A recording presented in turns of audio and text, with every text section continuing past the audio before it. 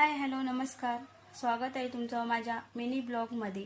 तर सर्वात पहिलं सर्वांना गुड मॉर्निंग. इथं सकाळी सकाळी आंघोळ वगैरे करून घेतली होती मी आणि आंघोळ झाल्याच्या नंतर इथंशी देवपूजा मी करून घेतली होती.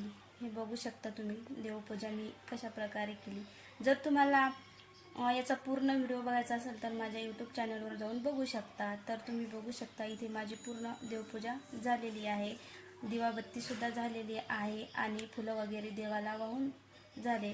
इथंशी झाली माझी देवपूजा. आता मी बनवत आहे चहा, कारण माझा स्वयंपाक वगैरे सर्वच काही राहिलेला होता. इथं प्रेमला प्यायचा होता चहा, तर इथं मी त्याच्यासाठी चहा बनवत आहे. सकाळी उठल्याबरोबर मी सर्वात पहिले मतलब आंघोळ वगैरे करून घेते. त्याच्यानंतर आपले बाकीचे सर्व काही कामं.